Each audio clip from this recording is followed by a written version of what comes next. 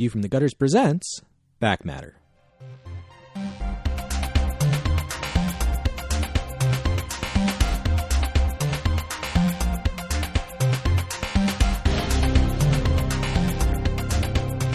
Welcome to Back Matter, the show where we discuss the wider world of comics and have conversations we don't normally have room for on our ordinary show. On this episode of Back Matter, we discuss Amulet by Kazu Kibuishi and use that as a platform for our discussion of younger readers in comics.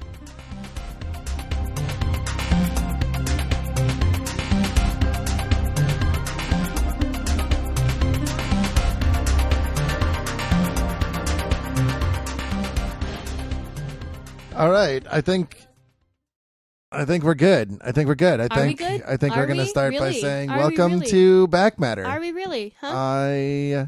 This is episode 7. And Technically, it's episode 8. Technically, it's episode jammed 8. In a point now. We did, and I appreciate that because I was very proud of myself. This is, if you're listening to these in order, then you just listened to the Tarot, Witch of the Black Rose episode, in which I said it was Back Matter 6, and I was very proud of myself. But then we got to go to Rose City, which you'll know because that actually came before Tarot, and we got to go there with press passes, and it was very cool, and you should listen to that episode. Filled with, as one listener said, awkward SJW pandering, Pretty which much is what we do really well here at View from the Gutters.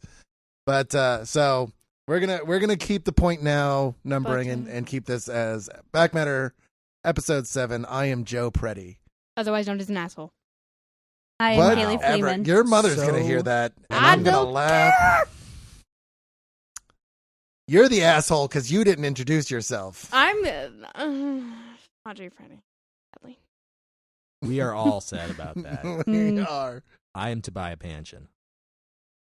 I actually introduced myself already, but Audrey was talking. I'm Kayleigh Fleeman again. Okay. So, Joe, yeah. what the fuck are we doing here? Yeah. Well, I think so. As we've talked about before, the Back Matter we kind of envisioned to be a place where we could shove everything that wouldn't go on the normal show and people we could not normally get on the normal show, which is hilarious because just about everybody in this room, absolutely everybody in this room has been on the main show. Even though but I've been wanting to do another show with Audrey for a while because I enjoy having her on the show. I don't know why. It's probably because I'm a best thing in your masochist. life. And no, the Well, cheese sandwich you're- I had for lunch was the best thing in my life. Dad. You're also a Same. proud, geeky dad. I am. And some I know reason. how much good it does your heart to see your daughter embrace the things that you care about. For some reason, I it thought you were does. going to say also because you're an independent black woman who don't need no man. Because we all know that my father has a vagina and not a penis because he is a woman, full-bodied and sensible. Okay, first of all, I would Sensuated. never say that because I'm not Andrew Chard. And second of all, no one should ever say that. Well, I think if you're an independent black woman that don't need no man, that you should say that absolutely. But Oh, well, yeah, absolutely. I think I for some reason enjoy having Audrey on the show.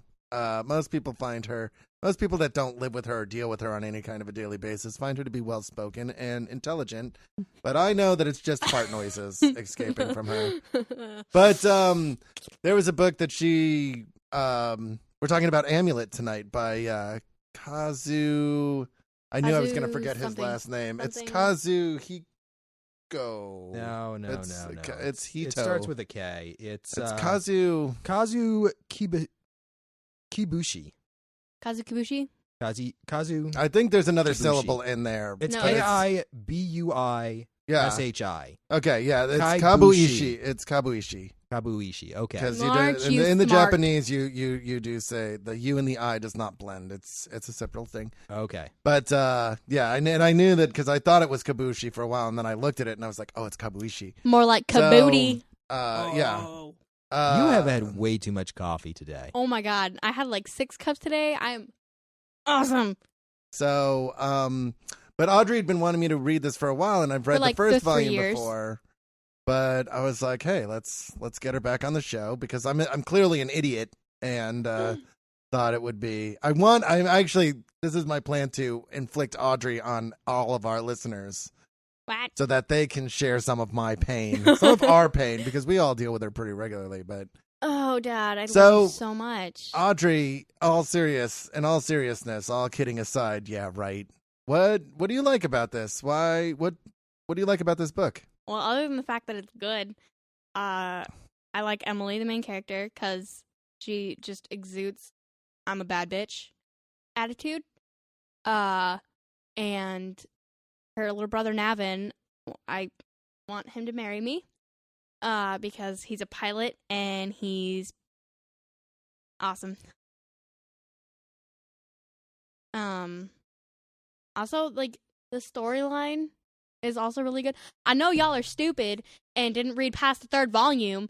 Unlike me, a true comic book fan. Well, we wanted to keep it manageable, and so we thought 3 volumes. We all have other things going on, so we can't just like work. For the school. purposes of this episode, we did all read the first 3 volumes. We did read the first 3, and I mean, I will definitely read 4 and 5, as I know And Kayleigh 6. said she would. Mm. But I think actually one of the things I like about this the most is that Emily does not strike me as a bad bitch. She's uncertain and she's scared, but No, she's okay. tenacious. The "I'm a bad bitch" part comes later in the 4th and 5th Well, yeah, but volume. we got to And talk about towards- what we read. Yeah, I know. Well, I think that In the beginning, in like the first book, she's kind of scared and very unsure of herself on what is like right and wrong, and basically how to handle situations, because she's never been in a situation like that before, and she's just trying to figure out what's happening and kind of just like, why won't this necklace come off? Well, and it reminds me of a thing in the and this is not a spoiler, but in the very, very, very beginning of Game of Thrones, Brand has gone out to watch his father. it's literally the first chapter. Yeah, it's like literally the first chapter of the first book. Brand has gone out to watch his father behead a deserter from the wall. And the whole thing goes down, and as he's leaving, I think he's talking to Rob, and he asks, Rob, did I do a good job? And Rob said, yes, you were very brave. And Brand says, I was scared. And Rob says, that's the only time you can be brave. And that always struck me, because I think that is a quality that is largely, I think people mistake bravery for fearlessness, and though they are not the same thing. Bravery is overcoming fear, and Emily, I would describe her as incredibly brave throughout this whole thing. Yeah. Well, I feel like we have our audience at a little bit of a disadvantage because, normally we've advertised what we're going to be talking about. They've had a chance to read it and follow along with us. So anybody who hasn't read Amulet doesn't really know what we're talking about. Yeah, absolutely. That being said, one of the very first things that happens in this book is there's a terrible car crash where Emily and her mother, and I think her brother... No, not her brother. Her brother's not there. She's in the car with her mother and father. They swerve off the road to get into a car wreck, and her father ends up dying. Yeah. She and her mom survive.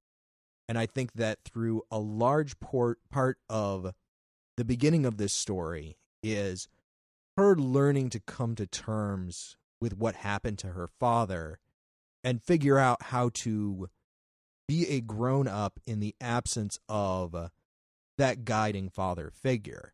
Yeah. And the early part of the book is her first trying to protect her brother and trying to rescue her mother and kind of take almost that fathership role of, I am responsible for my family. I need to protect them and take care of them because the person who is supposed to be doing that isn't.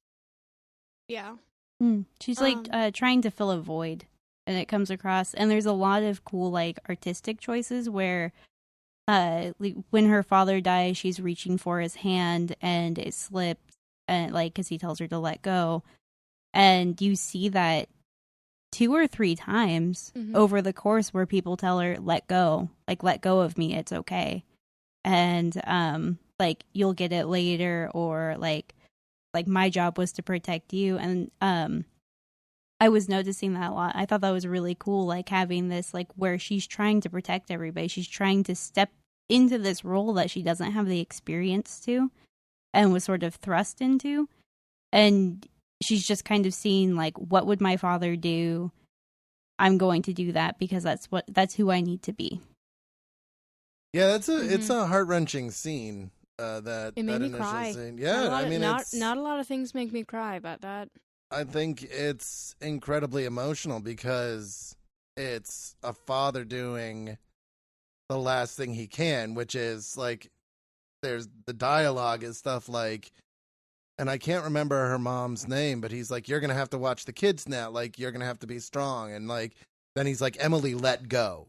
And like it's a heart-wrenching moment, and there's this great mirroring when later her mom is kind of like she's kind of brought into the world she ends up in when her mother is kind of taken hostage by this monster. The arachnid. Yeah, the arachnopod. Arachnid, And she's just on the verge of shaving her, and it's that same, not shaving her, she's not going to shave her mother, saving her mother.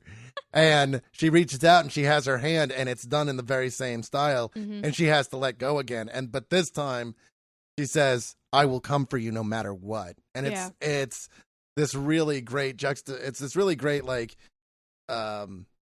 scene that kind of when compared to like she had to let go of her dad and she has to let go of her mom, but this time she has say in the matter, and the first time she had no say in the matter. And I think that's what I like the most about this story, aside from the fact that I think it sidesteps a lot of things that are really popular in like young adult drama or adventure, which is like this whole I'm at odds with the whole adult world, which I fucking hate. Oh my God. I actually wanted to talk about that a little bit because reading through this, it comes off to me as very much playing within the standard young adult fantasy space. Yeah. You've got a girl who gets a magic amulet, and she's the chosen one, and they go into another world, and there's friends and enemies and a prophecy, and they're, off on this long journey.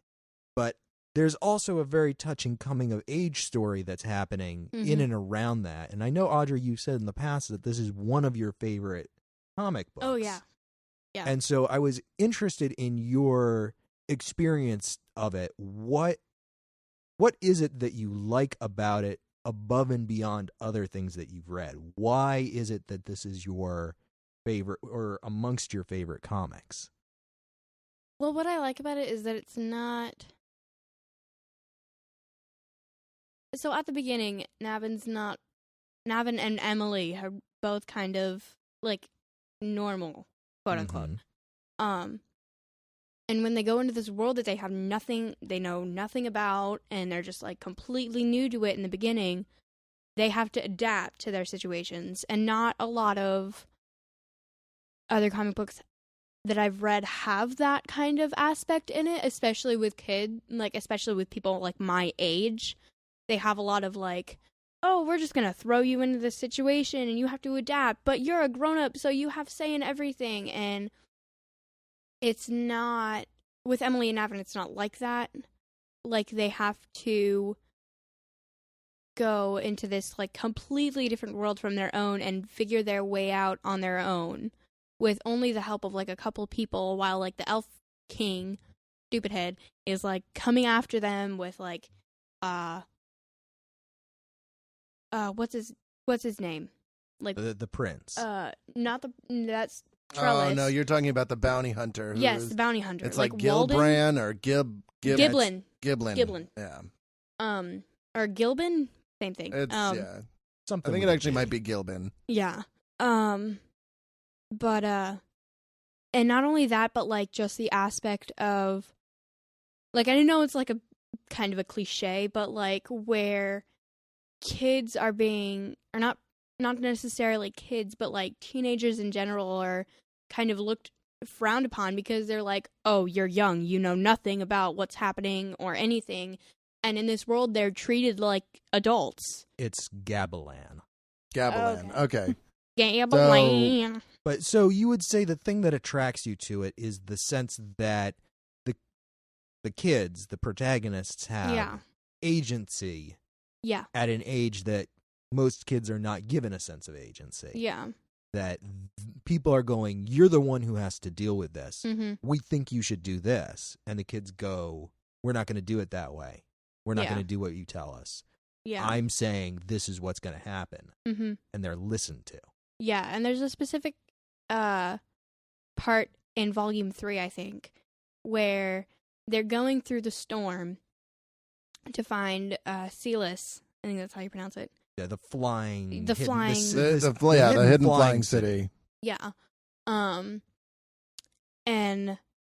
the autopilot, the robot autopilot, fails because he's like thrown off or something, and everyone else is somewhere else, and Navin's the only one in there, and he's been told throughout this entire trip that no, you cannot pilot this plane because you're young and you know nothing.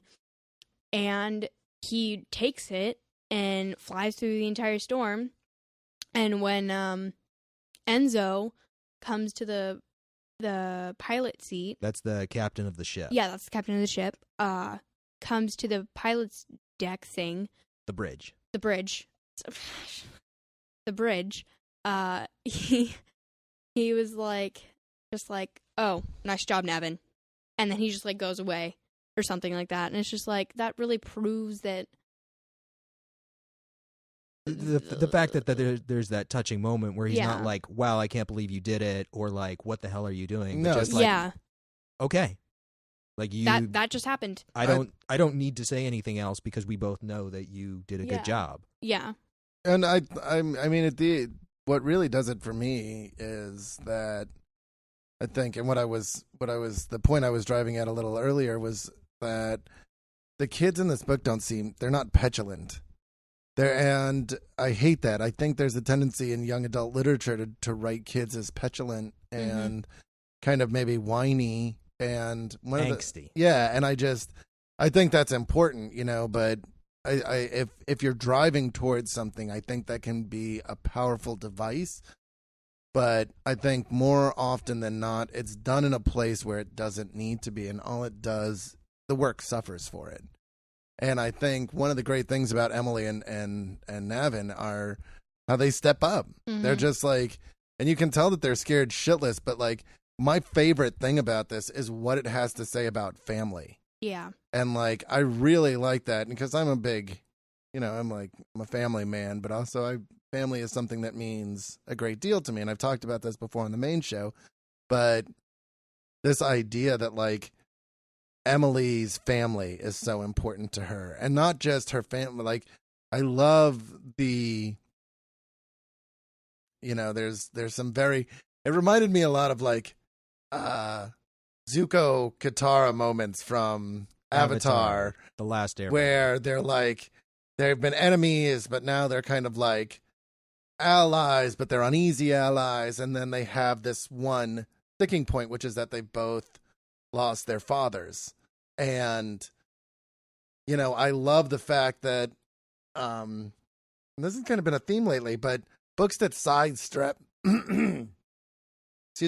books that sidestep needless melodrama. And I love how straightforward this whole work is, where it's like, we need to get from A to B. Okay, we're going from A to B now. Okay, now we're traveling from A to B. Now we're in B. And it's like, yeah, I like that. This guy, it's like, I love the fact that Emily trusts herself and listens to her instincts. I love the battle between her and the stone. Mm-hmm. And I love how she's just like, no, like, I'm in charge here. Mm-hmm. That is actually something that interested me about this series. And I mean no offense to Audrey when I say this, but I wasn't super enthused by this story, not because it's bad, but because I grew up reading lots and lots of fantasy and having lots of fantasy read to me. And so there are a lot of fantasy tropes that happen in this story that I've seen before. Mm-hmm. But obviously this is something for your generation, not mine. Yeah, no, I actually kind of agree with you on that. There's a lot of tropes in it. But one of the things that I appreciated was the psychic battle that takes place between Emily and the stone. Not once, but over a long period of time. Mm-hmm.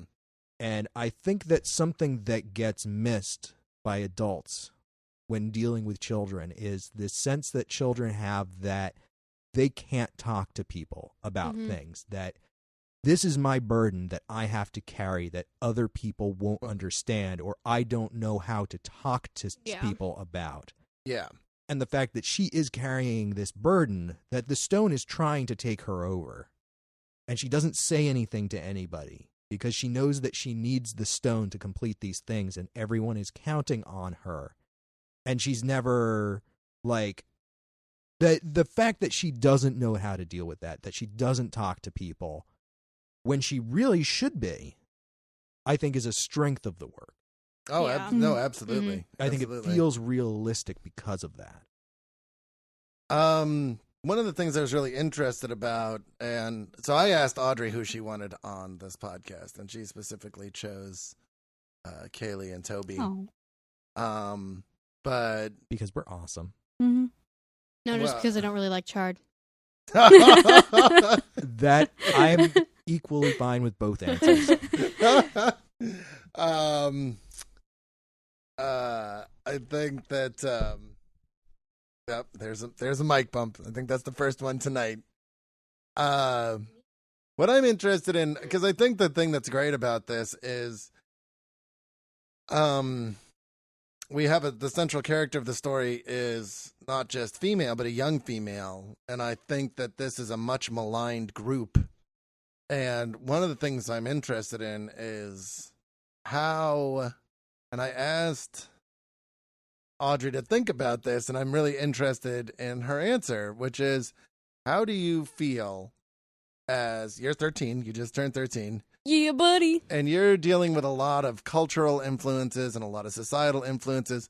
How do you feel about what the world tells you it means to be a 13-year-old girl? Like, and I mean, I understand that this is like, I asked you this a few days ago, so I expect a clearly Dad, and I don't remember lucid what I had for answer. dinner last night. No, that's fine. And I think, because I'm also interested in hearing from Kayleigh, because I think this is something. I don't get to have an opinion How about does what it it means to be a feel- 13-year-old girl? how does it He used to be feel- a 13-year-old girl, okay? Let him me have ask his you say. this, Toby. How does it feel to be a white, straight male in your early 30s? Well, Like, what do you feel obviously, society is telling you about This that? is the most important thing that you can be. Yeah, I mean, clearly. I think actually this is a good segue into talking about the important things, which is the problems of straight white men, which is clearly, I mean, we're oppressed by everybody else. No, but Everyone hates seriously, though, them. go ahead with what you Everyone. were saying, because I think you were working up to something. Well, I was, and I think that these influences don't start. I think they start because I know what I see, but I'm really interested. I really want to know what you see, and then I'd also like to use that to segue into what Kayleigh feels like the societal and cultural messages she gets as a woman in her early 20s, because I think that they don't stop. I think they start young. I really do. And like, we've had conversations about things like girls at your school can't wear yoga pants. Why? Oh, because boys can't, it's a woman's responsibility to keep men from looking at her, Mhm. right? We don't. And so like, that's kind of what I'm like, how does it feel? Like, what do you feel society and your culture tells you about being a 13-year-old girl? Well, it sends a message of, oh, if you don't like this about yourself, then you should try and change that. And not, oh, if you don't like this, you should probably try to improve on it, as in not change it on yourself, but work on pointing out the things that you do like about yourself. And it never talks about how you should improve on things. It shows how you should, if you don't like something, you should immediately change it, because if you don't like it, then nobody else likes it. And it always, in like magazines and stuff, you never see girls with short hair or girls who aren't stick thin and girls who don't have any makeup on. If I may, for just a second, and I don't want to feel like I'm explaining to you, but is what you're kind of getting at that this idea that society always focuses on, these are your negative traits, these are the things that are wrong with you, and this is what you have to do to fix them, rather than going, this is what's good about you. Yeah. These are your positive traits. This is how you can be a better person. Yeah. And do you feel that that's something that's also done within your social group? Like, With my social group? well, I mean, like your social group at large, not the people, Because I think you hang out with some pretty progressive young women. I also hang out with a lot of guys because ain't nobody got time for girls. Well, and I mean, what kind of preppy messages stuff. do you get from them? Like, I mean, this is something I'm interested with because I think, like, I know what I see, but like I'm very interested in how you feel about the messages you receive. You Well, know, like, and like At my school last year, yoga pants were banned. And what we did was the reasoning, my friend Casey asked our principal, Mr. Chimino, why are yoga pants being banned? And he said, well, boys just can't control themselves, so we can't let girls wear them anymore because it's a distraction. And what I thought it was like, it's not our fault. Like, we can't choose to just not have a butt. Like, that's not our decision. Like, boys should learn to control themselves. And so what all the girls did, including myself, we wore yoga pants for the next week. And our school rule was if you were caught wearing yoga pants or sweatpants in general, then you would get a lunch detention. And they just quit the rule. And I had to finally explain to Mr. Chimino that boys should control themselves. Anyway. Hooray for civil disobedience. Pretty much, yeah. Pretty much. Thoreau would be proud. That is a remarkably sophisticated way to deal with the problem. Absolutely. I think you were I mean, that's absolutely justified. Mm-hmm. What happens when kids grow up and they go out into the world where there isn't a principal saying, yeah, this is how you have to act. This is what's going to, Mm-hmm. you're going to get detention if you do this thing. Like, people need to learn self-control, generally. Yeah. We talked a little bit about this on Tarot, too, about the idea of one of the bigger, one of the bigger concepts in feminism that kind of gets paved over by men's rights activists and people that think feminism is a bad word is the idea that men are people too. Like we're not driven by our baser instincts. We're given that card by society. We're told you can't help it. And that's bullshit. Like, you can help it and you should help it. And I think that I know that Audrey she grew up with me and I'm always complaining about this shit. So I think Audrey is in a minority of girls her age because she doesn't put up with that shit. She's like, excuse me, no dice. But now, Kayleigh, do you feel that this message intensifies as you get older? Yeah, I mean, it's interesting because when I was growing up, because I'm really not that much older than I'm what, like 10 years older than you? I think so, yeah. Like, that's a decade only. But I mean, you're only slightly as much older than Audrey as I am older than you, or that Joe is older than you. Yeah. Because you're 24? 23. 23. And Joe is 1.5 million years old. Yes. He is literally time itself. I am 13 billion years old, but that's a well-kept I thought you were just going to end at 13, and I was like, mentally, yes. What? So, really, you're right. I mean, there isn't a wild amount of separation between where you and Audrey are in terms of age. Mm-hmm. Especially as you get older, that gulf will diminish. Yeah. Yeah. However, like growing up, I read a lot of fantasy and like young adult fiction, whatnot, and there was always like sort of you would have to make up your own story, which I think is where like a lot of like fanfic comes in. Oh my gosh, yes. Like where it was like, what if Inuyasha was a girl and Kagome was also a girl because they're lesbians? Surprise. Thank you, fan fiction. Yes. Thank you for filling that need.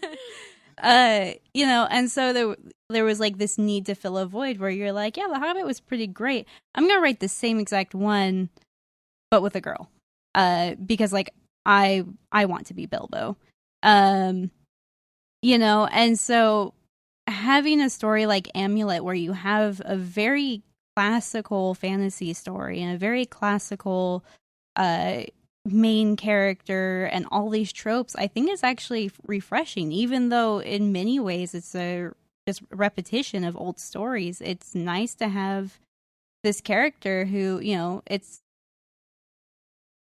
one of the tropes is that like the younger son needs to fill in the father's steps, right? And you have the oldest daughter doing that because that's what she feels like she needs to do. And she does it. You see it even before she gains any sort of power or recognition, where when her mom starts crying, she instantly apologizes. She shoves her feelings down and she says, "I'm sorry. I spoke harshly. You'll always have me." And she hugs her mom. And that's very much so like a fatherly or husbandly role.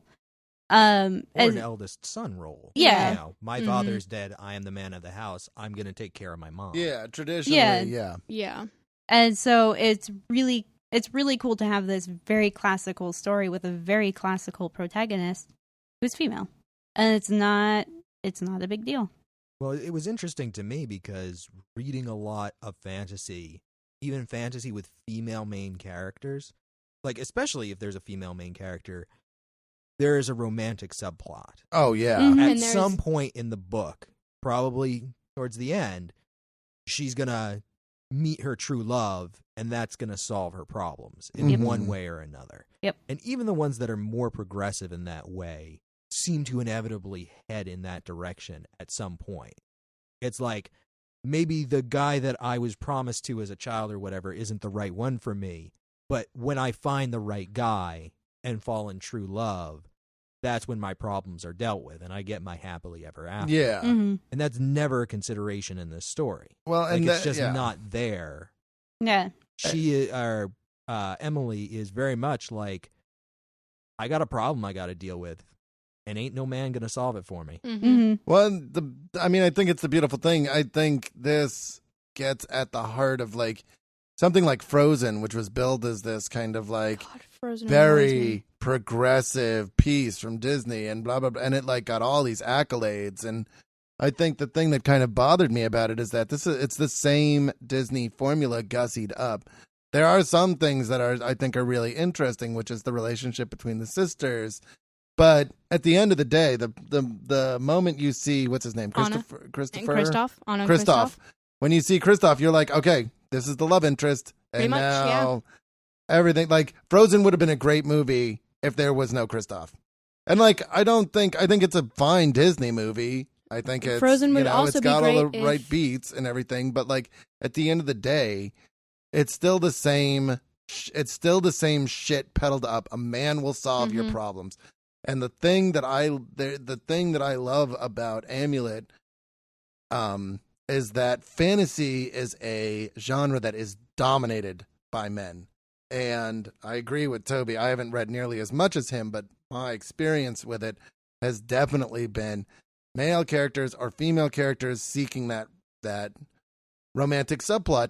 And like Emily, she's not having that shit, man. Like there's not even a thought. She goes in there and she's like, I have to do this. Yeah. I will not stop at anything. And she's tenacious and she's brave and she's true to herself, which is something that is so fucking rare. It is so rare to see, even in things that have, even in television shows, books, movies, whatever, that have that female main character. They're always plagued with self-doubt. They're always, and like Emily doesn't fucking have anybody, man. She's got to make the decisions on who to trust. She has to make the decisions on where to go and what they're going to do next. And she does it. And like, that's awesome. I think you very rarely see that. And like it's tied up in this other thing, which is that her and Nevin, I love that they're not like, I think there's the other tendency that really pisses me off about young adult fiction is to show kids as inept. Oh my and God. like, these kids are not fucking inept. They know what they can do. They trust in their abilities and they get shit done. And I think that's really awesome. There's also a part where Navin and Emily are kind of separated, and where Navin goes with the doctor in like the second volume, I think. Maybe the first one. No, it's the second one. It's the second Yeah, it's the second one. where they're in the train station and Emily's not with them, but the doctor goes up to one of the members of the One of the resistance. automatons? The no, ones not that live in the house? No, not the automatons. One of the people of the resistance. One of the people of the resistance in the train station. And he starts talking. He's like, we found the new guardian of the council. And he's like, oh, we finally found him. Mm-hmm. And he's like, actually, no, it's a young lady. Or no, he doesn't use lady. He says young woman. Yeah. And I really like that. And never, like, they always assume that they always assume that Navin is going to be a part of the council, and it's always Emily. Yeah. And I really, really like that. Well, and I think that's That it's definitely a not- statement. That's definitely And making there's- a statement. And there's never a part in the book where it's like, oh, you're a girl. You can't do this. You're a girl. It's always like they found out that she's a girl, and they're like, oh, okay, whatever. Yeah.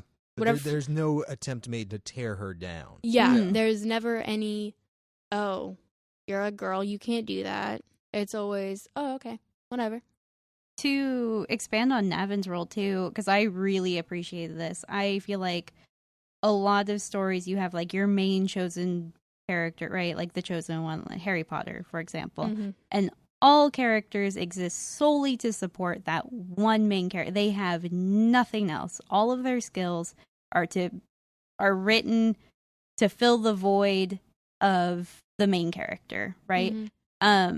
However, Navin has a very unique skill set, and he has a role that's outside of his sister. Like, he is the new commander-in-chief for the Resistance. Mm-hmm. I love that scene, too, where they're like, why do you keep calling me sir? And they're like, because this is your army. You're our commander. That actually bothered me a little bit, just because they're like, oh, well, here you go. This is your thing. And he's like, okay. Like, there's never a moment where he really seems to earn that in any way.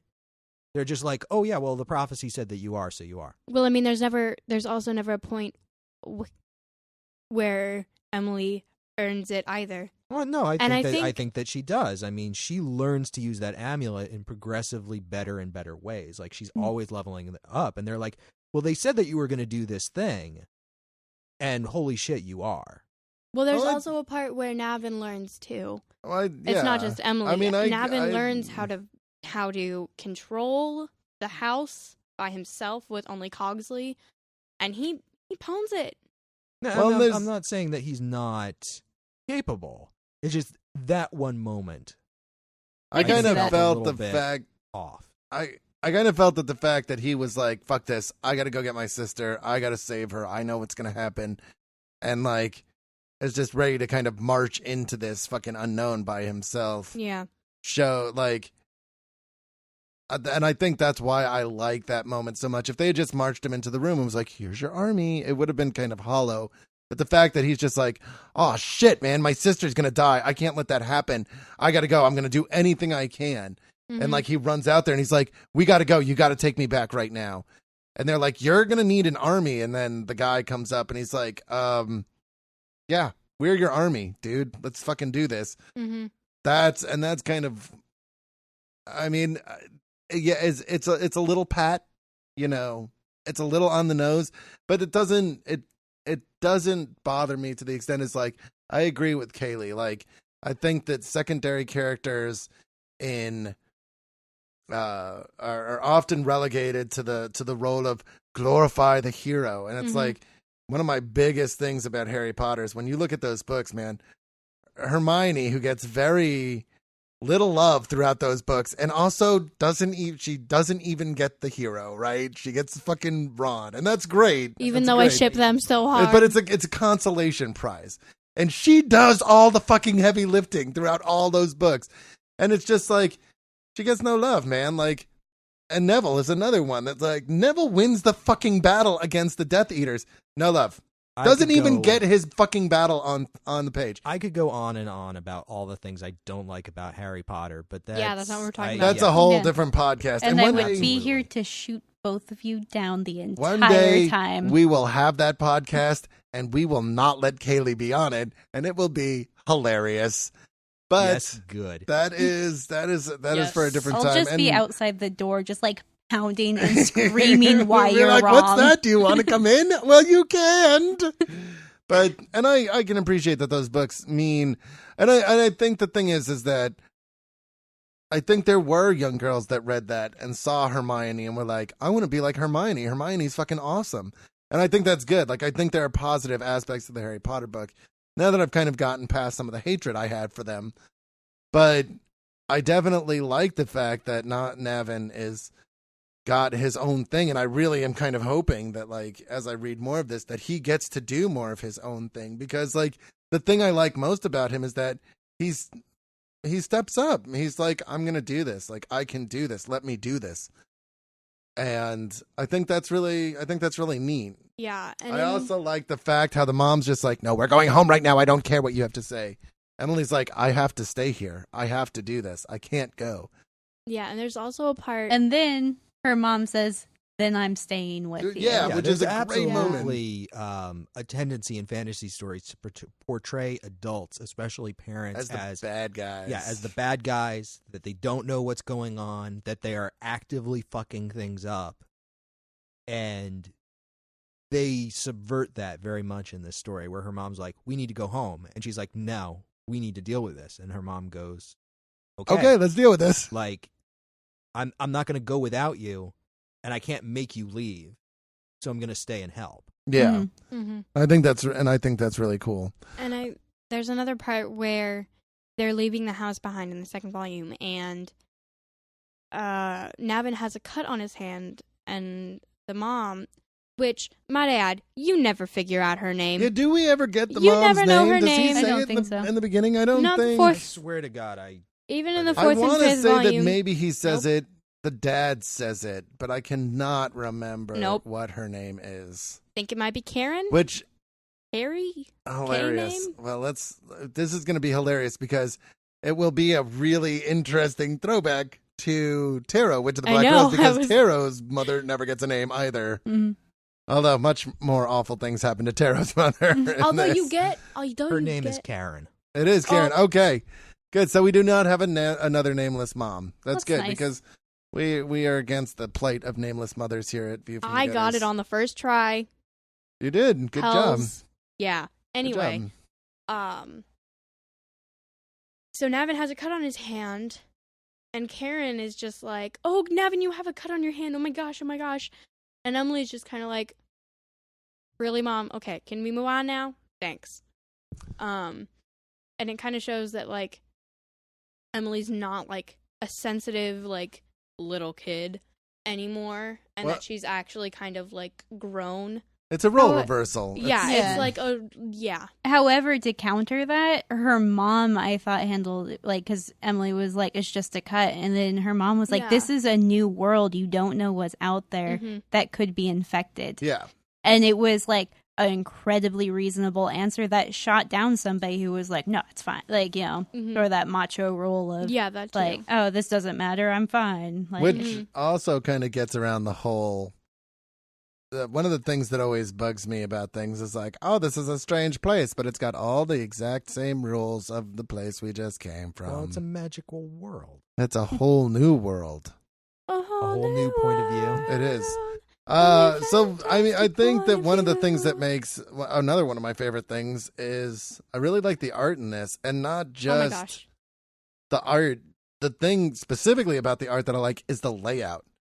Mhm. I think that that he does a really, really great job of these layouts, and this to me is textbook like A+ usage of splash pages. I Mhm. definitely agree with that. And I first encountered Kazu on his webcomic called Copper.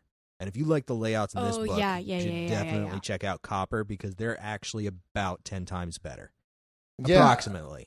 I would love to do it because like there are splash pages, like it's the layouts in this book are fucking incredible, and the splash pages in these books, they give me goosebumps, man. Like that last page of volume 1 where the house is standing there. Can we talk about this for a second too? How cool is the design for that house? Oh my god, yes. it's amazing. That is pretty cool. Like- I'm a huge sucker for like backgrounds and texture. Like in any comic, that's the first thing I look at: backgrounds and textures. And that house is gorgeous just all of the time because they have this old stonework and it's still like this giant mech. Yeah. And then the backgrounds behind it are these gorgeous trees and like forests and cliffs, and those are some of my absolute favorite pages. Well, I think it's actually a really interesting piece of world building because in the absolutely. first volume, you're introduced to their great-grandfather as like this inventor. And you're like, oh, he made the house. And then you get to the second volume, and there's other houses. Yeah, everywhere. The houses are just like that. Oh, okay. He got this house from somewhere. Yeah. Took it to where he was. And, like, that's a thing. And you hunkered suddenly down. have this larger building out of the setting where it's like, he was running around in this place having all of these adventures for years and years and years that you don't know about. And everything that you see could therefore be part of something much larger. Yeah. Mm-hmm. And I love how the mechs aren't this kind of like destructive force, you know, like they're means of locomotion. Mm-hmm. And I think that's great because it comes, the first time I read volume 1, this was actually the second time I read it. They're like, well, we have another vehicle. And I'm like, oh, it's going to be like a car. And then the fucking house gets up and walks away. And I'm like, yeah, that's awesome. And then the last page, I think it's really masterfully done. All of them have really great splash pages for their last page where it's like end of book 1. And there's this great symmetry between the end of book 1 and the end of book 2, where in the end of book 1, the house is standing there looking out at, they're just getting to the city, aren't they? Where their mom. They're approaching it. They're approaching it. And then the end of book 2, they're leaving it.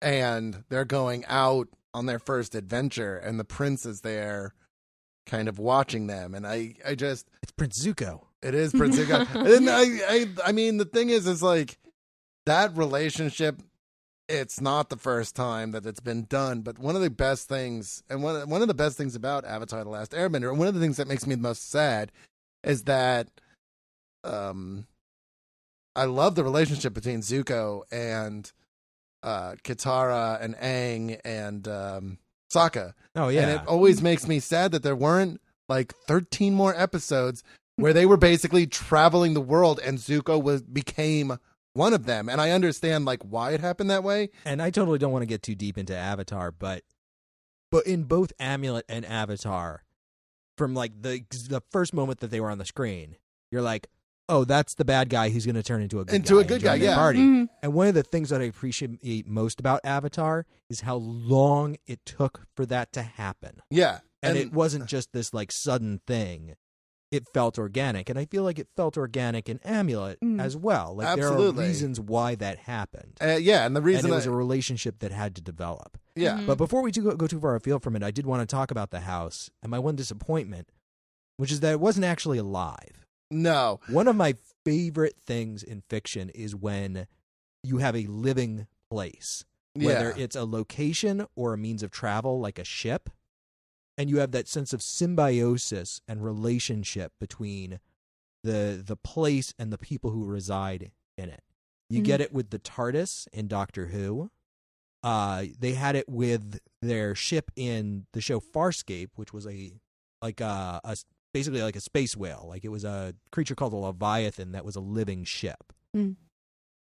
And I was a little bit disappointed that that didn't happen because it always makes for such an interesting relationship. They sort of had it happen, actually, if you remember, when Emily kind of learns how to find life force with the stone. Yeah. She needs to fix the house so that they can use it for battle because that's not what it's built for.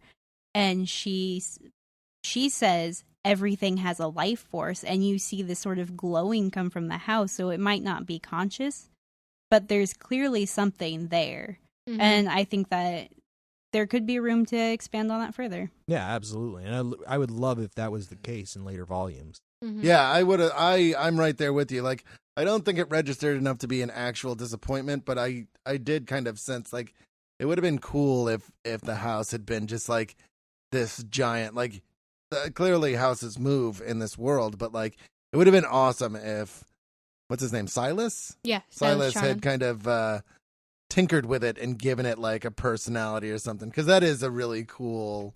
I think that is a really cool thing, and you get a lot of cool relationships out of that. Yeah, but This is a complete aside, but one of the other things that I really love that goes hand in hand with that is when you see an alien creature that isn't just a funny-looking person, but they actually have like a radically different sense of personality and identity. And oh yeah, like the things that we value as humans are not necessarily the thing that it values as an alien.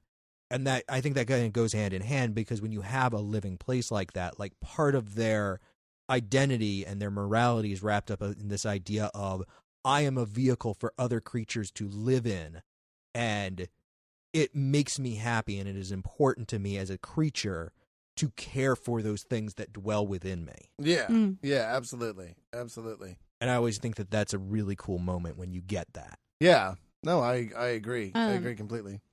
Sort of tangent. I don't know if that's a real word. Tangentially. Going off of that, I thought it was really cool because you see like the inhabitants of this world and they're just like animal versions of people. And you're like, okay, I mean, that's pretty common. There's cat people, there's slug people, whatever. And then you find out, oh no, they were human. It's a curse, but we've kind of accepted it as a way of life. And it actually leads to my absolute favorite moment in all 3 volumes, where there's a guy at the doctor's office and he has eye stalks growing. Yeah. And the doctor's like, yep, you're turning into a slug. And the guy's like, well, what can I do? Avoid salt? And that was it. That was the doctor's recommendation. It's avoid like, salt. I can give you these and it'll slow it down, but try to remember to avoid salt. I love how that guy is leaving and they're walking in and his eye kind of bends on the stalk to follow them as they walk by. And it's little touches like that I think kind of make this, the world building is so important. And I think that this world is an interesting one, and the world building has been done really well there. Well, like I said at the top, like in many ways, it is very tropish. Oh, yeah. But I think that it works because I guess this is kind of vague, but it hits all the notes that it needs to hit. Yeah. No, like absolutely. you do have these very sophisticated characters that are not tropish. Yeah. Even though the setting and the events somewhat are. And I think and Kazu is a very good artist. I love the color palette in this. I love the layouts. And I think that, those things are important. I think they do contribute to making it better than par, if we can put it that way. Oh, absolutely. Like there are a lot of really good things about this series that recommend it, especially to somebody like Audrey, who I think can derive a lot from it. Yeah. Especially because she's not willing to read things that are even more awesome, like the Golden Compass. Yeah. Partly because you keep on recommending it to me, and the more you recommend it to me, the more I'm not going to I mean, the funny thing to me is that ship has sailed, and so at this point, I'm just going to keep recommending it to you. You'll read it in your early 20s or something. Yeah, but the reason I read books is because I find it, and I'm like, oh, this looks interesting. Might as well just read it. And I don't feel that with the Golden Compass. All right. Well, and it's the funny thing to me though is that Lyra shares a lot of her qualities with Emily. She's tenacious and she's brave. Oh, don't get me wrong. I love Lyra. Lyra's the bae. I think I think at the end of the day, I love the relationship between the prince, whose name I'm totally spacing on right now. Trellis. Thank you. I was like, it's something having to do with gardening. I just kept thinking it was Prince Tremendous, which is a character in Earthworld, which we read on the main show. Oh yeah, we did. Prince Trellis and Emily. It really scratches that itch that I got during Avatar: The Last Airbender. And well, he's the bad boy. Yeah, and I think it'll be really I'm really excited to watch that relationship develop. I think at the end of the day, like it's kind of cool for me because I can read these things and I can share these things with Audrey, at least to some extent.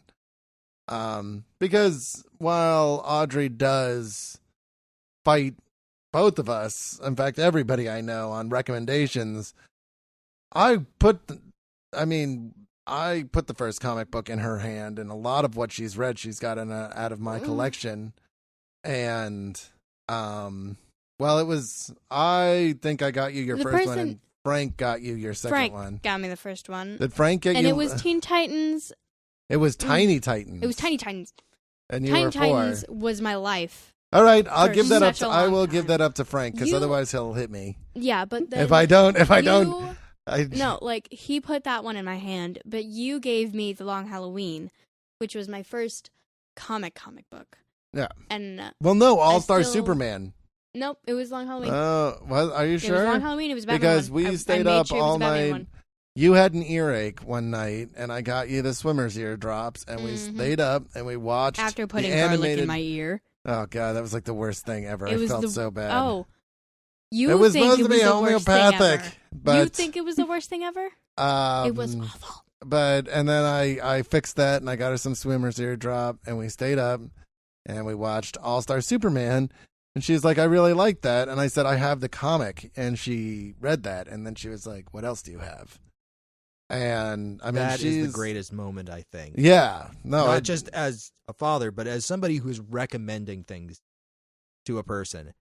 And they bring it back. And it's not just like, oh, yeah, I like that. But what else do you have? Yeah. Mhm. What do I like, read next? It's beautiful because for that's me. when you know you've hooked them. Yeah, Mhm. because after years and years and years, there was a time a couple years ago where me, Curbotron 2000, who's on this show and on the main show occasionally, and Audrey were all sitting around reading comic books, and it was like this is how life should be. Except, well, okay. Of the first, I remember this because I got grounded for a month because I You left know school what property. you did. I Uh, left school property without asking my dad, and the only reason I got caught was because he came early to pick me up. Anyway, I was grounded for a month in my How room. do you know that I didn't have a reason for coming to get you early? Because no, you told me because No, you I wanted to take me to the mall so I could I get did. some food. Nope. Because that's all I care about in this life. And as you will find, most things in life that get you busted, I was trying to do something nice for you and found that you were breaking the rules. Yep. But I remember because I had read All Star Superman. No, you're wrong. Long Halloween was my first. And then I read All Star Superman because the earache was after that.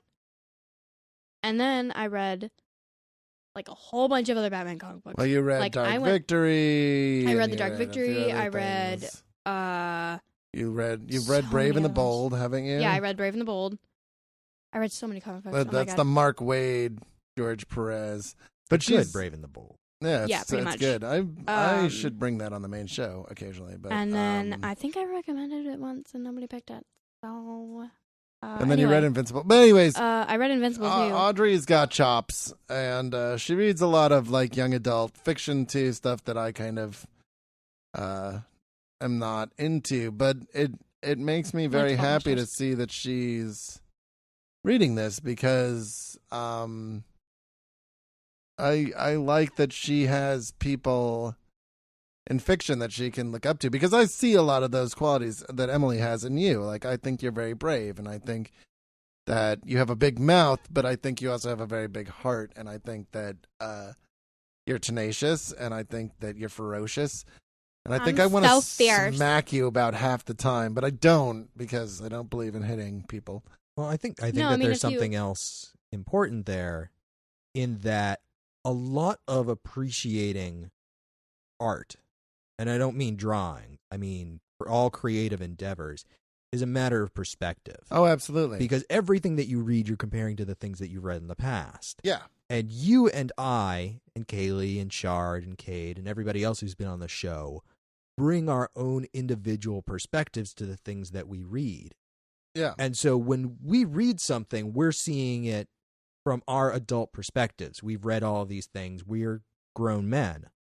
When Audrey reads something, she's coming to it from a very different perspective, and she's seeing different things, and she's receiving different things than you or I might. And I think that those opinions, that reading of the work, is at least as valid, if not in some ways more valid than our own. Oh, absolutely. Absolutely. I on the occasions I can actually get her to fucking sit down and talk to me. I love talking with Audrey about this stuff, because I think she hangs out around us, and I think that she's insightful, and I think she's well spoken. And I'm curious to know what she feels like and, what she thinks about things, because she's growing up in a world that when I was 13, I could not fucking imagine. I mean, the world that you live in, kiddo, is so, like, that is what the future was. Like, you have a computer in your pocket. Well, not right now. Well, no, but like, it's broken. seriously, my first, For the first it's time. more powerful than probably the first 3 computers that I owned. Yeah. I mean, that's insane to me. And like, the world of information that you have at your fingertips kind of blows my mind. And so I'm interested to know what you think about things. Oh my God. I actually sat down and explained to Audrey once what it was like getting lost.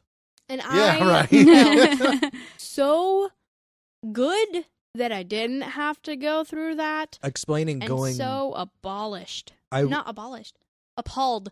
Yeah, at the fact that I that used was to a go on thing? long car rides with my mom, and my mom has no sense of direction. It's true, Mom. You don't.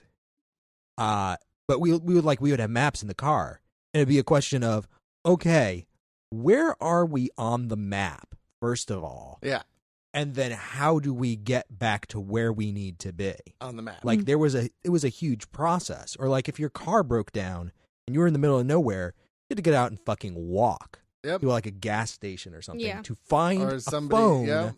and call and hope that the person was there Mm-hmm. Yeah, right. to answer the phone, because we didn't have an answering machine. Like we are living in a vastly different world. 25 years ago, the thought of calling somebody on the phone and going, "Where are you? Where are you at?" yeah. Fucking ludicrous. Like you leave the house, Like, and I'm then in fucking nobody home. could contact you until you came back Yeah, home again. exactly. Like you would leave messages for people thinking like, "Oh yeah, they'll get back to me tomorrow." Yeah, and just now the thought, it's really interesting to me, and of course that means that I think that kids today have a lot of fucking information flying at them at the speed of light, and so it's interesting to me, and I talk about this a lot with people about what that does, and I don't think it's a bad thing. I think it's pushing towards a time when people will be. I think it forces people to question things. I think the segment of the population that's like, no, this is, climate change is not a thing. Women aren't oppressed. There's no such thing as racism anymore. I think the reason that portion of the populace is so vocal is because it's in its death throes. I really honestly believe it's because it's being exposed to things in a way that it can't avoid. Yeah, we've thrown open the Where cupboard door. In times past, you could live in your own little isolated community and not be exposed to things outside of that and live Yeah. your entire life in this one bubble reality. Yeah. And the world has changed from that to the point where even if you live in a community where there are no black people, no gay people, no transgendered people, or at least not any that you're aware of, those people still exist out in the wider world and you can't ignore them anymore. Yeah, absolutely. Mhm. Absolutely. And I think that that's a hell of a world, man. Yeah, I think and I think it's great. Audrey, we're pulling up to go to Toby's house today to play our dork dice game. Oh, I was just gonna. Yeah. I was Do you gonna tell want? that. Do you want to? Well, Yes, I wanna I tell feel it. like I should tell the story I because wanna- you're the one that said it to me. Okay, you should tell it, So- and then I should elaborate on it. So you can add flavor text. We're Flavor. pulling up, and Audrey goes, "Have you seen the video for the new Maroon 5 song Animal?" And I'm like, "No, I've heard this song, but I haven't seen the video." And she goes, "It glorifies stalking, and what else?" And treats women like they're an object and a piece of meat. Yeah, and Because that's what it does. and she literally. goes, "It was almost as bad as Blurred Lines, which glorified rape culture and rape." And I was getting into the car, and she was saying this to me, and I was like, I'm so proud. I like wiped a tear away. Well, I have to say, from my own perspective, I was putting together a role-playing game with Joe and Kayleigh. We had talked about adding Audrey to the game. Oh yeah. And I said to Joe, she is welcome to join us, but she has to stand on her own 2 feet. Nobody lets me she has do. to know what she has to roll. She has to understand what her character can do. She has to participate at the same level that everyone else does. And if she isn't prepared to do that, then she isn't going to continue to be part of the game. Right. And Joe said okay, and Audrey said okay, and she has participated on the same level that everyone else has. And I'm very proud of her for that. Well, and she's stuck to Audrey it. flips her hair. I think we all enjoy having her around. Audrey gets a lot of shit I do. And oh my and god, she, You don't get to she play the hand- victim. She handles it. Oh, bullshit. She takes more shit than any one of us. And she handles. I mean, me and Smarmy over here. I don't know. Well, okay. Toby is probably a close second, but it's because we love you both. You handle it with fucking panache. Like, you handle it better than I did. Because when I was 11, and like my family is big into the shit talking, and they are fucking like PhD candidate level shit talking, and Pretty I would much, get yeah. very, very upset. And now I don't give a fuck. Like, now I can give as good as I get. But the fact that Audrey's just like, whatever. In my family, I was never talked down to. I was And- always given a straight answer. And I've tried you and I have been friends since Audrey was 4 or 5 years old. Yeah.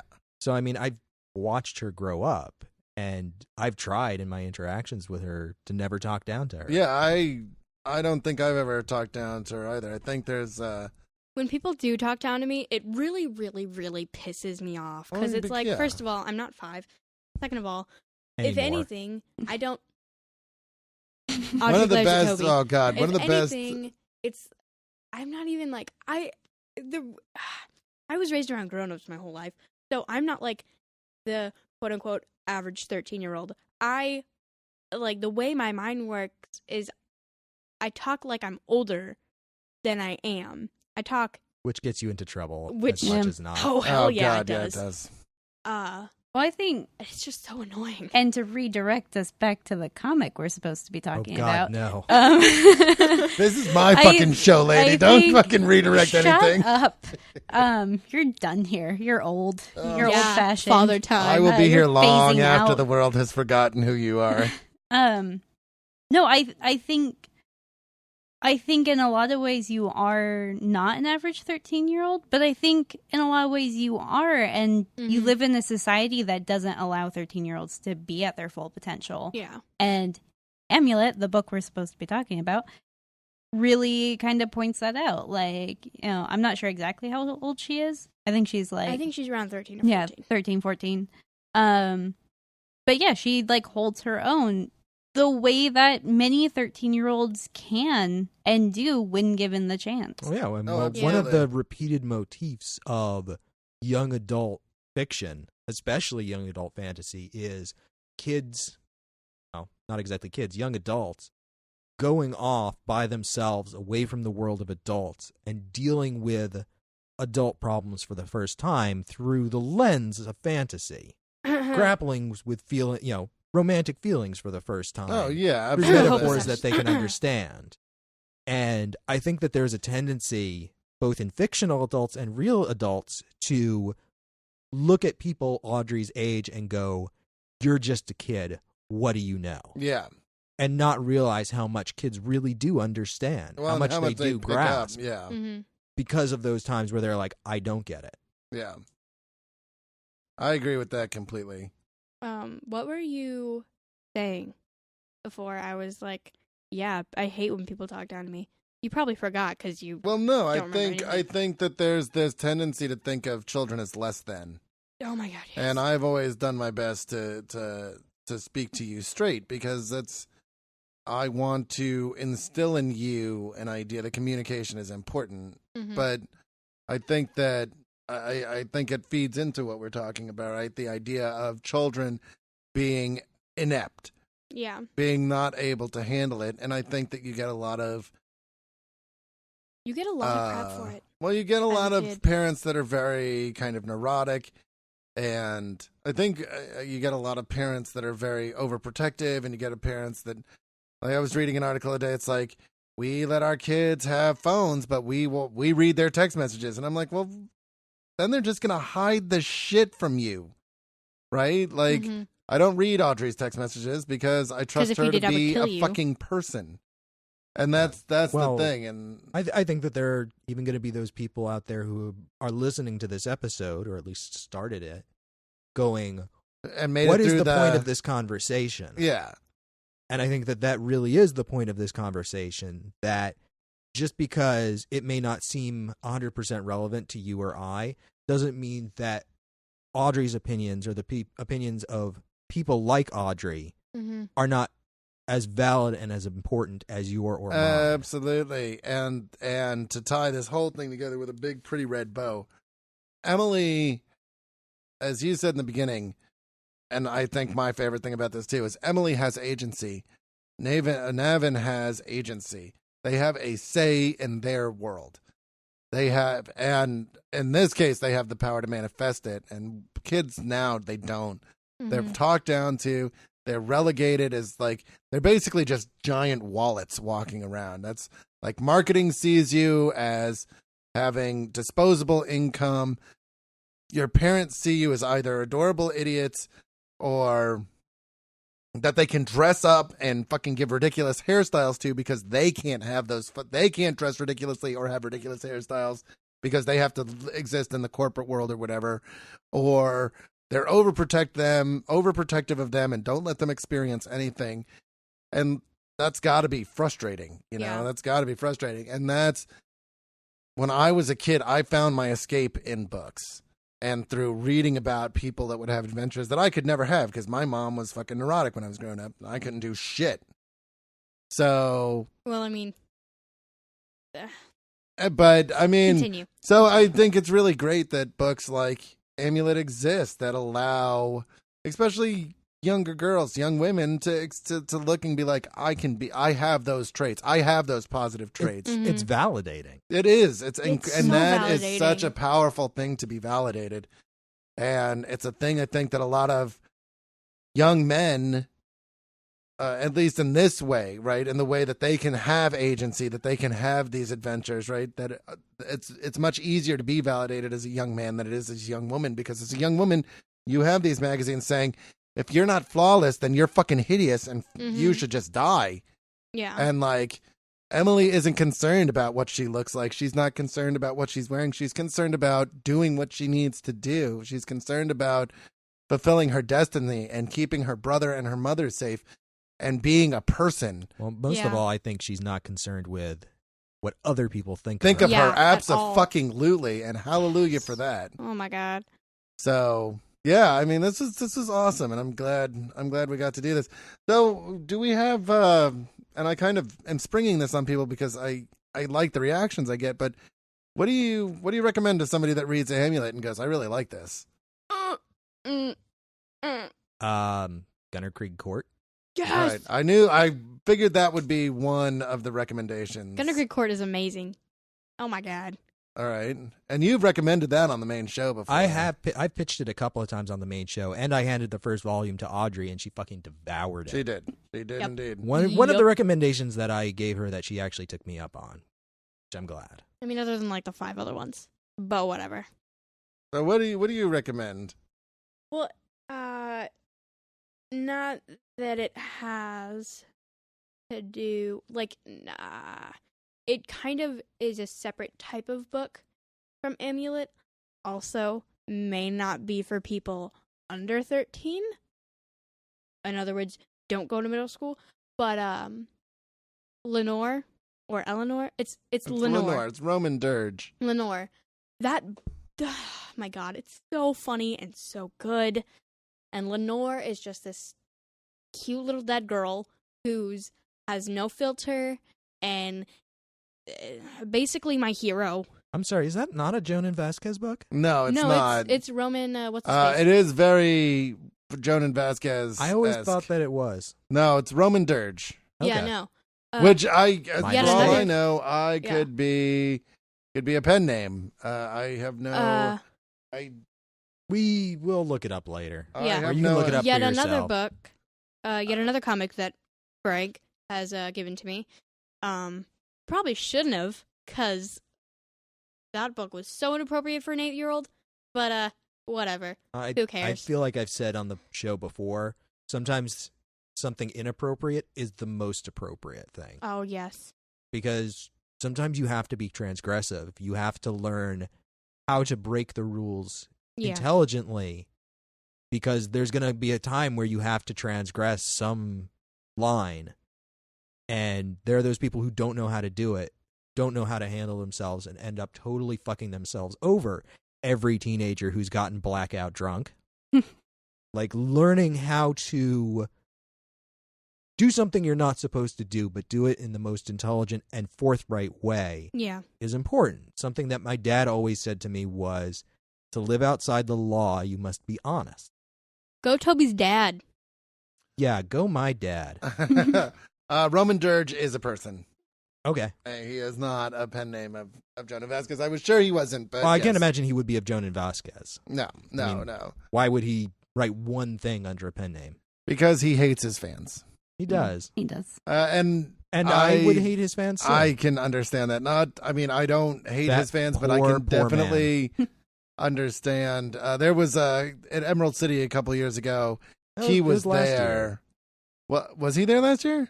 Or no, I'm thinking of the panel that we went to. That was the voice of Zim. It was I can never fucking remember his name now, but it was the voice of Zim, and just the people that were coming up were very. Jonan Vasquez was there a couple of years ago. And so just they're And they're he looked very incredibly they're of a type. put upon. He really did. Even all of these years later. But when a fandom grabs your work and like drives it into the ground, I can understand that. But okay, Kayleigh. Okay, so I actually had to spend most of this podcast Googling the name of this fucking book because I was reading Amulet and I kept having flashbacks to this book that I had read as a kid, and I remembered absolutely adoring it. I got into a fist fight over it, and I'm sorry, Wyatt, in Redwood Elementary in like 5th grade, but you were wrong. Anyway. It's the yellow kid, isn't it? No, he was Ginger. No, the name of the book. Oh, no. The Yellow Kid was like one of the very first Sunday comics, or like newspaper comics. That is actually considered like a legitimate like comic strip from like the 1890s. But in any case, no. Stupid reference that no one else would get. Nope. It actually isn't a comic. It's a fantasy novel series, 5 books long, called The Lost Years of Merlin. By T.A. Barron, and it follows Merlin as a child, and he wakes up and he has no memories. He doesn't really know who he is. He's like a 10-year-old kid, and then this woman's like, "Oh, I'm your mother," and so he lives with her for a couple of years. He's known as an outcast. He's blinded, after getting into a fight. And sort of on his journey trying to heal his own eyesight, he discovers this lost world, which he then discovers he's from. And so the whole time is spent following this blind young Merlin, trying to figure out like who he is. He has these horrible pain in his shoulders, and he doesn't know why. And then somebody tells him it's because he used to have wings. And it's just like, it's this, I see the face that you're making, and it's shut up because it's a fantastic book. Just anything with wings. Well, yeah, Have you ever heard the term wing fic? No. I think I know the book you're talking about, and I think I read it too. It's, okay. Anyway, before Google wing fic sometime. Is it just anything with wings? It's a subgenre of fan fiction specifically romantic fan fiction, where one of the characters mysteriously grows wings and thinks that they look like awful and hideous, and then the other character goes, "No, they're beautiful," and then they make sweet love. Oh my god! I think just imagine Mr. Spock from Star Trek growing wings. Oh my god! And James Kirk coming to comfort him with his Spock, penis. They look beautiful. Yes, exactly. Anyway, I could be remembering it through the lens of nostalgia, but I greatly enjoyed it as a kid, and I kept having like flashbacks to it while I was reading this book, and so I'm going to try to find it on Amazon. And I'd recommend other people to read it too, and I'm sorry if it's not as good as I remember.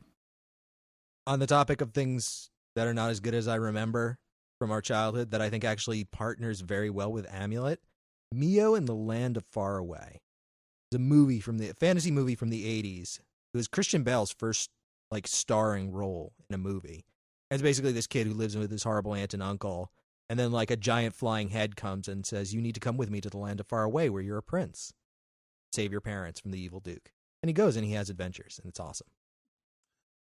If I was going to recommend a series that wasn't The Golden Compass, because clearly you should read The Golden Compass, or Philip Pullman's his Dark Materials trilogy. Incredible. Because they are incredible, and they have Lyra's an incredible character, and I really believe that she belongs and talked. I believe that she deserves to be talked about in the same way that people talk about the main characters from the Narnia books and all those great fantasy characters. She deserves to be among the pantheon of great young adult fantasy or fiction heroes. Yeah, absolutely. Or protagonists. Like Encyclopedia Brown and Nancy. No, I'm just kidding. Dude, don't be shitting on Encyclopedia Brown. No, dude, I'm all about Encyclopedia Brown, man. Anyway.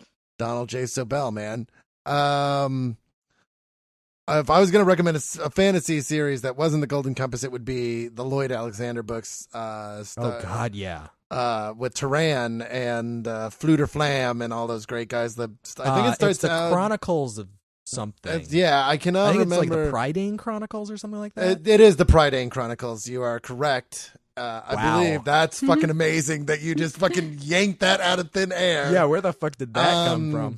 It's a great story. I think it begins with The Black Cauldron's the first one. Is it the Black Cauldron? I thought there was one before the Black Cauldron. I think I'm Turan Wanderer is the sure. first one, maybe? Or maybe that's there's the third a prequel one. in there, but I'm pretty sure the Black Cauldron is the first one. I mean, it is where the Black Cauldron comes from, and there's 4 or 5 books, and they're all really fucking amazing. But if I was going to tell you something to read, comic book with a young girl as the protagonist, and she's awesome. It is, in fact, the Chronicles of Prydain. That's pretty fucking amazing. I would tell you to read Street Angel. Oh, yes. The first one is called The Book of Three. Yes. Then the Black Cauldron. I knew. Okay. The Castle of Lyre, Taran Wanderer, That was the and fourth then the one. High King. Right. Okay. And they're all of I think the main bad guy is the same in all of them. But they're I believe it's one of those like existential, like good and evil conflicts. Yeah, and it's fucking great. Verfluter Flam. He spells his name with 2 F's. I don't know why I remember that. And Ellenwee. God. When I was Audrey's age, I think I had a crush on Ellen Wee. Yeah, it's hard to remember. I'm sure. Yeah, I'm with you there. I can't remember exactly when I read those books. But yeah, I mean, I think we should read Amulet. We tried to not give away too many spoilers. We definitely dropped some spoilers. I'll put a spoiler warning in the beginning of the episode. But if you have a niece or even a nephew, man, like if you know a young person that you want to buy a graphic novel for, Amulet is where you need to be. It's great. That's 2. That's only 2 mic hits. Yep. That I heard. Damn it. That's not bad. Like Tarot, there's 8. I was editing with Chard. And by the way, not a comic book, but also just a good book in general that has to do with a girl main character who's has a lot of agency. Is Zorgamizu by an author that I have no idea what his name is because my memory's not good. Zorgamizu. It's like a poem. God. It's a big not, poem. Dad, shut up. It's not a poem. It's actually like it's like a thick book, very thick. It's like 320 pages. But I read that crap when I was in 3rd grade. Well, that's for a little bit younger. You know, poems don't have to be short. Oh no, it's not a poem. It's a full right. Well, like book. epic poetry was like book size. Like the Iliad and the Odyssey are poems. Oh yeah. But it's such a good book. It's basically about this girl who goes on this adventure with a Zorgle from the Zorgamizu, and all the Zorgles from the Zorgamizu appeared. Nobody knows why. Nobody wants to know why, except for the Zorgle from the Zorgamizu and Katrina Cottrell. The entire freaking book rhymes. Yeah, that's an epic poem. Yeah. There's not one word that doesn't rhyme. The whole entire book, but it's not a comic book. So, anyway. Well, it's graphically, it's illustrated. It's a graph. I would say it's a graphic yeah. graphic novel. Yeah.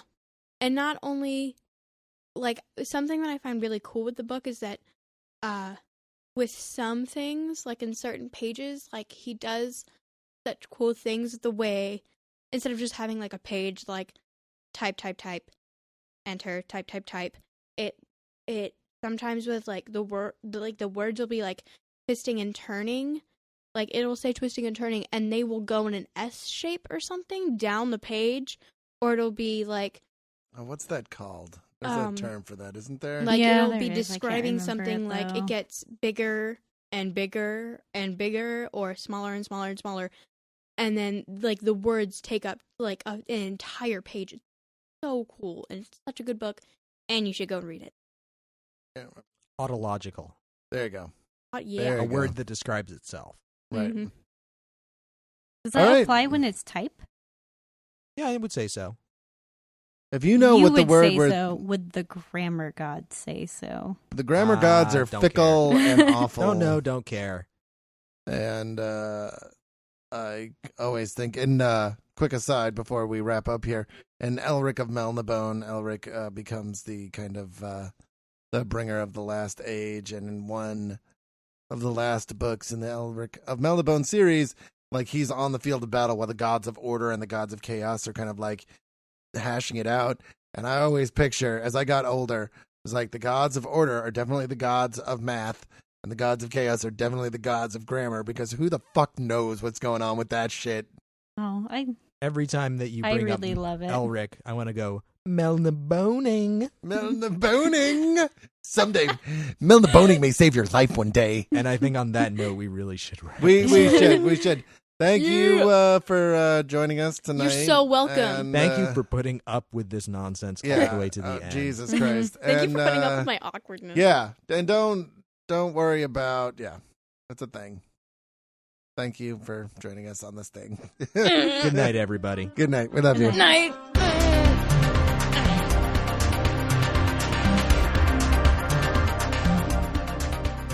Thank you for listening to this presentation of View from the Gutters. View from the Gutters is featured on theouthousers.com and the Comics Podcast Network.